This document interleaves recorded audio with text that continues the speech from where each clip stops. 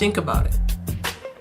Another example of one of the symbols, maybe this is even the ultimate symbol of disrespect, is the word nigger.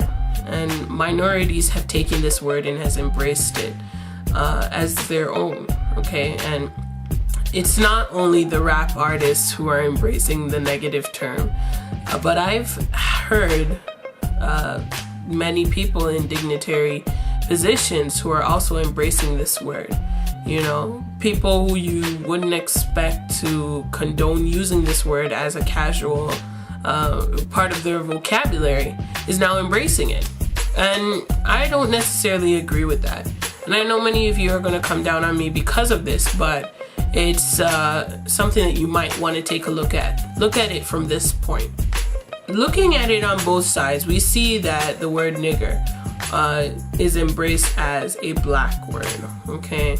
Embraced by the black community. Why? Because it was a derogatory term that was used against us, and us being the innovative, creative people that we are, stand strong, stand proud and black, you take this as our own word, and we use it now to sort of mock and laugh at those people who were using it as a derogatory term, which is okay to a certain extent.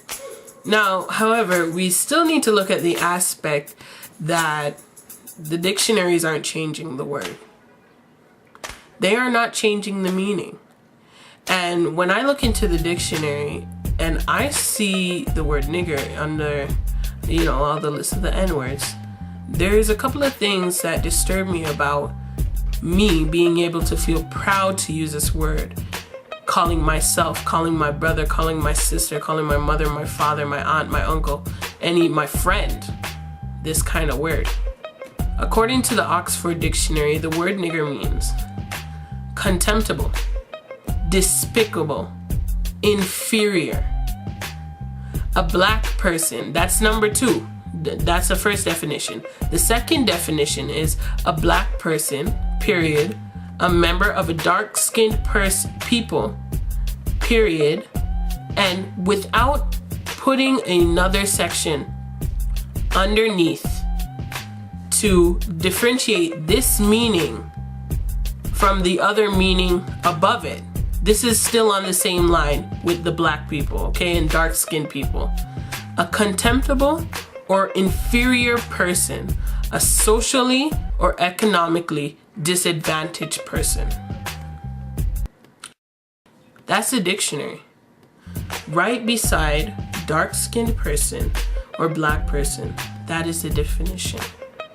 A contemptible or inferior person, a socially or economically disadvantaged person.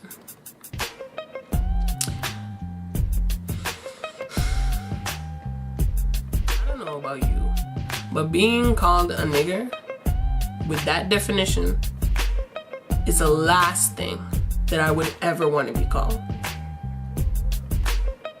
That was the purpose of the word, to classify the black slaves as inferior, despicable, disrespectable beings. You know, not even human beings, but just beings. And now that we're out of slavery, we still want to keep the title? I don't know about you, but I'd rather not. I feel that having any race's name beside any definition that defines a lack of human dignity is socially, politically, and morally incorrect. Much less us to embrace this word and take it as our own. The bottom line is that it's just downright disrespectful. Take, for example, if someone supposedly placed your grandmother's name, your granny, your grandmama, her name, right beside the word whore. I'm sorry, but if anybody were to do that to my grandmother, I'd be sorry for them.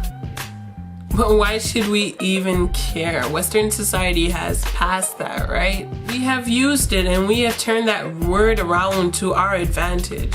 So what if the rest of the world still holds and cherishes the traditional value of that word, the traditional definitions of that word? It's our word. I'm still a nigger.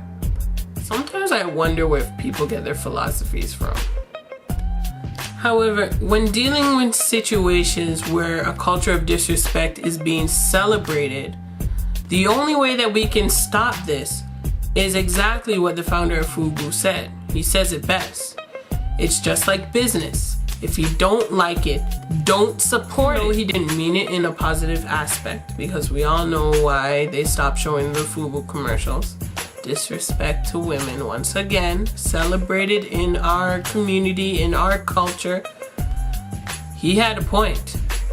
He had a really, really good point. There is way too much evidence that even though we say we don't like certain things in our society, we still support them. We're still buying up those CDs. We're still listening to their music. We're still watching those television shows. We're still supporting those groups, buying those clothes, giving them all the money in the world to continue to dish out this trash to us and our children in order for our generation to be corrupted. Where is the ethics?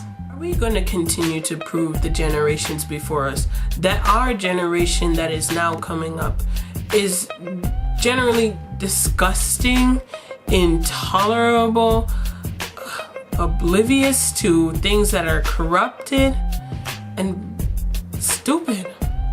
That's basically stupid. How many times have you heard your grandma tell you, "Picnic, you stupid"?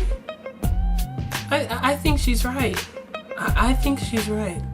If this disgusting trend continues to fester, where will we be 10 to 15 years from now? Oh, I know. Maybe the first words from our babies will no longer be mama or dada, but it'll be hey ho or what's up Monday. By then we wouldn't really see a problem with it, now would we? We would just think that it was cute. That's the whole truth and nothing but the truth. If I'm lying, I'm flying. Post it up.